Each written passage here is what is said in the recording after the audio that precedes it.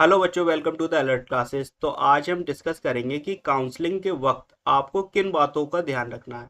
ठीक है, तो ये वीडियो बहुत इंपॉर्टेंट होने वाली है क्योंकि काउंसलिंग से रिलेटेड जो छोटी छोटी प्रॉब्लम्स आती हैं इस वीडियो में मैंने उनको कवर किया है। तो चलिए स्टार्ट करते हैं। तो काउंसलिंग के वक्त इन बातों का ज़रूर ध्यान रखें आप। ओके, तो चलिए फर्स्ट पॉइंट इसमें हम देखते हैं कि कलेक्ट अमाउंट। देखिए, आपको एक अमाउंट कलेक्ट करना है जो काउंसलिंग आप करें। काउंसलिंग मैंने इससे प्रीवियस वीडियो में आपको बताई थी कि एमसीसी कराती है, जिसमें हमारी ऑल इंडिया कोटा की होती है। फिर उसके बाद हमारे पास जो काउंसलिंग नेक्स्ट जो होती है एमबीबीएस बीडीएस के लिए, वो स्टेट वाली भी होती है। फिर इसके अलावा आयुष भी काउंसलिंग कराता है, जिसमें हमें बीएमएस बीयूएमएस बीएचएमएस मिलता है। आयुष जो कराता है वो वाली काउंसलिंग भी हमारे पास ऑल इंडिया कोटा की भी होती है और आपकी स्टेट कोटा की भी होती है। तो आपको ये ध्यान रखना है कि आपको कौन सी काउंसलिंग करनी है और उस काउंसलिंग के लिए कितना अमाउंट आपको कलेक्ट करना है। तो मैंने एक मोटा मोटा आपको बताया था, तो आप वो वीडियो देख लीजिएगा मेरी, ताकि आपको कोई प्रॉब्लम ना आए। ओके, अब देखिए काउंसलिंग के वक्त आपको एक अमाउंट कलेक्ट करना है। तो आप जो भी काउंसलिंग कर रहे हैं तो उस हिसाब से आप अपना अमाउंट कलेक्ट कर लें। और आप कौन सी काउंसलिंग सिलेक्ट करेंगे जब ये हमारा नीट का रिजल्ट आएगा, उसके बाद हमारे रैंक के बेसिस पर हमें पता चल जाता है कि हमें कौन सी काउंसलिंग करनी है। दूसरी चीज सिक्योरिटी मनी। नेक्स्ट जो पॉइंट है हमारा वो है सिक्योरिटी मनी वाला। सिक्योरिटी मनी के बारे में भी मैंने आपको प्रीवियस वीडियो में बताया था कि काउंसलिंग के साथ हमारी एक सिक्योरिटी मनी डिपॉजिट होती है जो 10,000 20,000 या 30,000 तक होती है। प्राइवेट में यही सिक्योरिटी मनी 1 लाख 2 लाख तक पहुंच जाती है। ठीक है, 50,000 तक भी पहुंच जाती है। हर काउंसलिंग के हिसाब से सिक्योरिटी मनी अलग अलग है।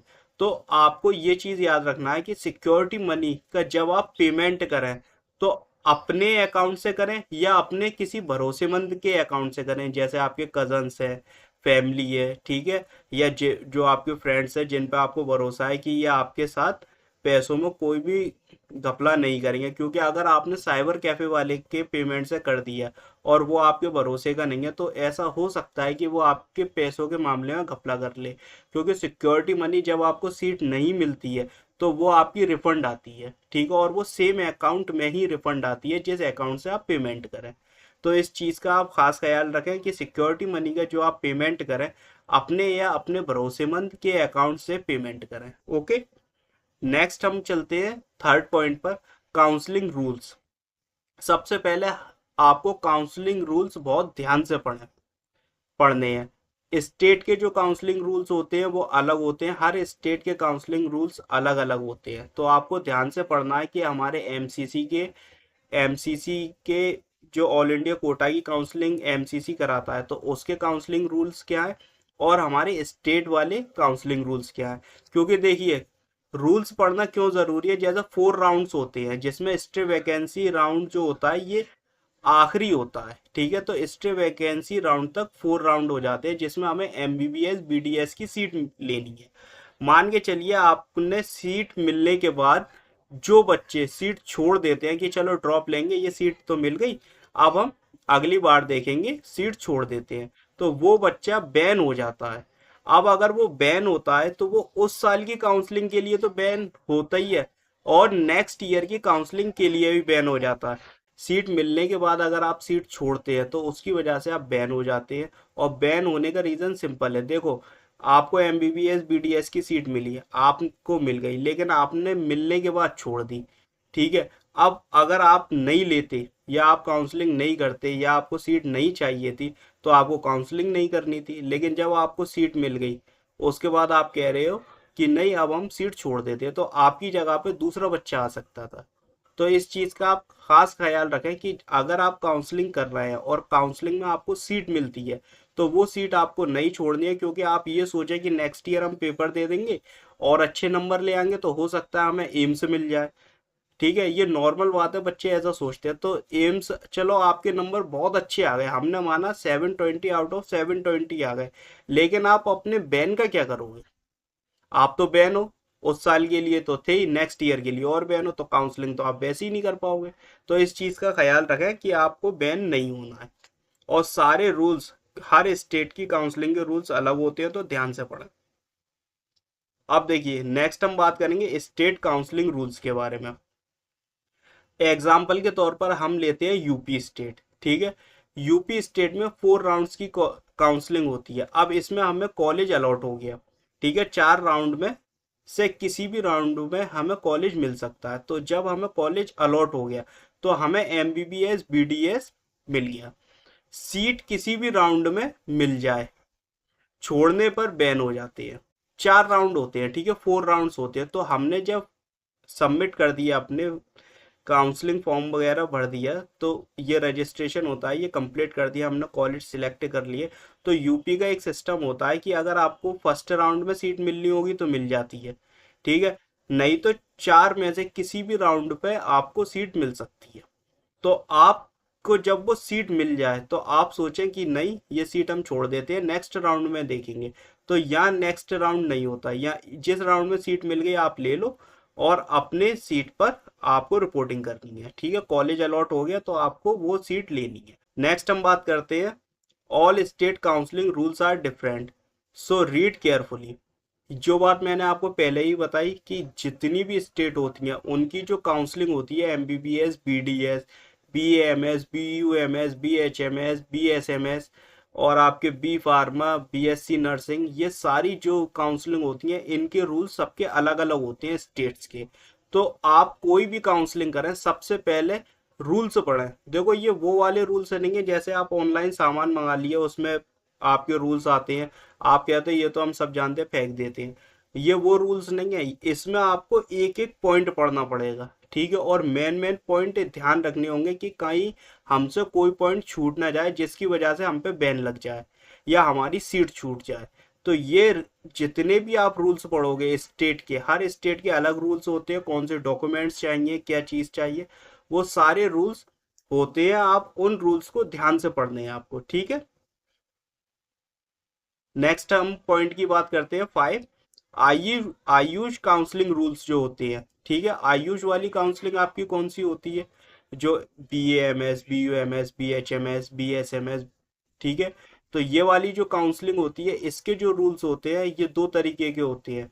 इसकी जो काउंसलिंग होती है वो भी ऑल इंडिया कोटा होती है और स्टेट होती है, ठीक है। आयुष कराता है, ऑल इंडिया कोटा वाली भी कराता है और स्टेट वाली भी कराता है।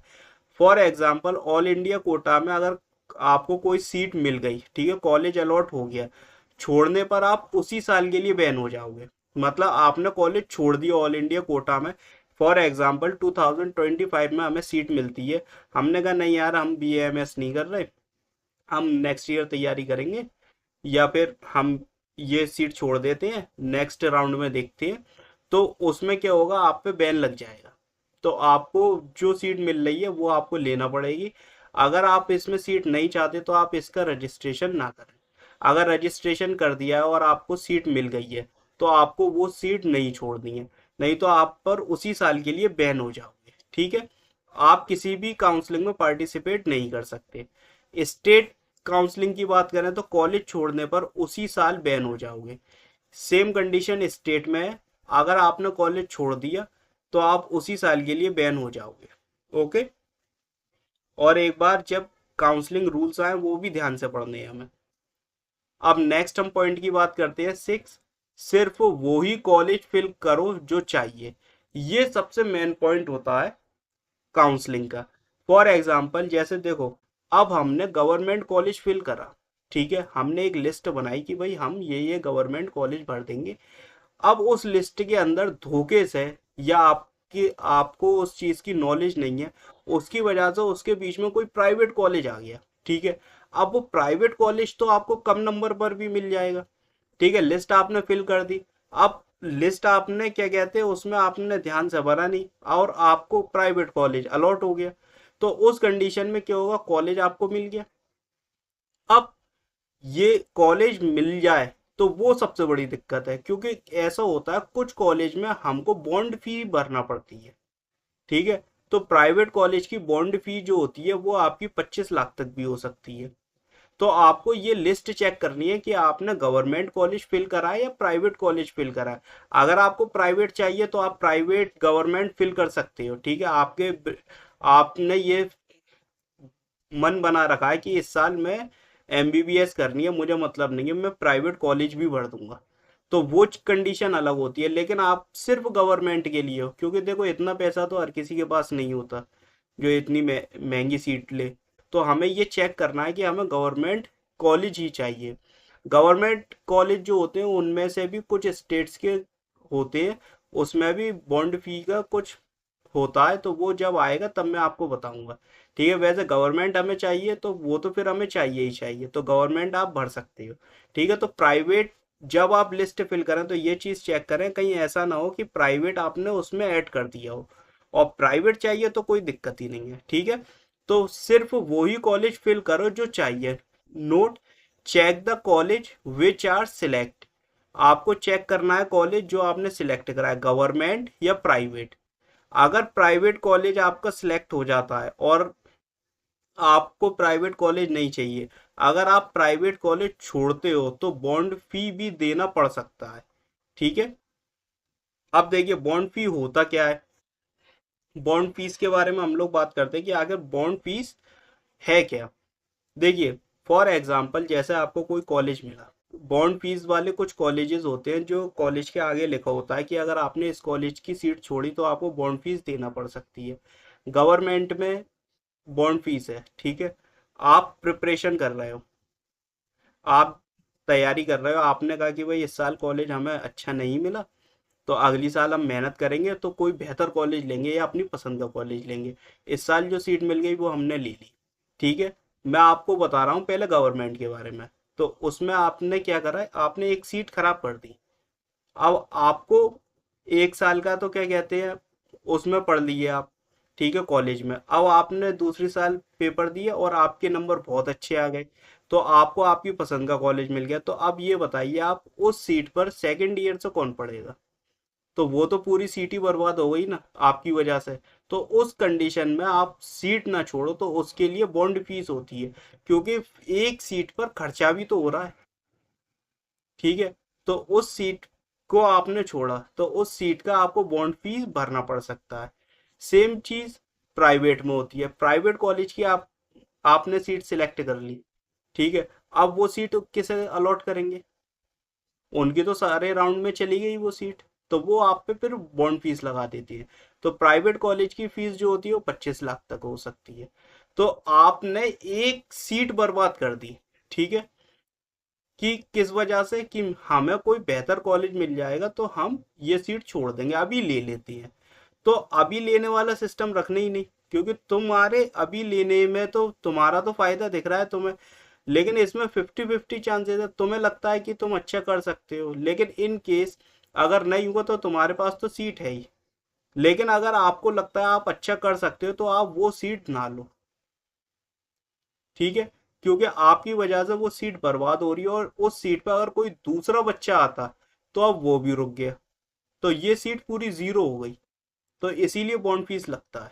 ठीक है, ये मैंने आपको मोटा मोटा बता दिया बॉन्ड फीस के बारे में। अब हम नेक्स्ट बात करेंगे, सिर्फ वो ही कोर्स फिल करो जो लेना है। अब ये बात मैंने क्यों बताई आपको कि आपको सिर्फ वो ही कोर्स फिल करना है जो आपको लेना है। इसका रीजन मैं आपको बताता हूँ।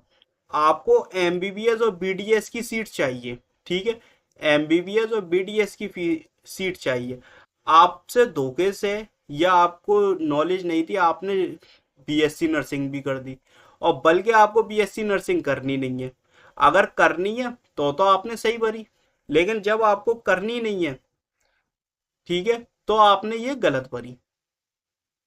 अब हुआ क्या, आपकी काउंसलिंग चल रही है, आपके मार्क्स थे एमबीबीएस बीडीएस के लेवल के, आपको लग रहा था कि चलो इसमें से कोई ना कोई सीट हमें मिल जाएगी, लेकिन बीएससी नर्सिंग आपसे फेल हो गया। अब आपको सीट अगर इन दो में नहीं मिली किसी रीजंस की वजह से या आपके नंबर की वजह से, आपकी रैंक की वजह से, कि भाई एमबीबीएस बीडीएस आपको नहीं मिल सकते और बीएससी नर्सिंग भी आपको नहीं चाहिए, तो आपकी जो सिलेक्ट हो जाएगी वो बीएससी नर्सिंग मिल जाएगा। ठीक है, बीएससी नर्सिंग का कॉलेज मिल गया आपको। अब बीएससी नर्सिंग का कॉलेज मिल गया और आपने ये लिया नहीं, तो इसमें क्या होगा, इफ डिफरेंट कोर्स सिलेक्ट, तो सिक्योरिटी मनी जो होता है आपका वो नॉट रिफंडेड हो जाता है। आपको बीएससी नर्सिंग चाहिए नहीं था लेकिन आपने फिल कर दिया, बीएससी नर्सिंग की सीट आपको मिल गई, तो आपकी सिक्योरिटी मनी चला गया। ठीक है, सिक्योरिटी मनी अब रिफंड नहीं होगा।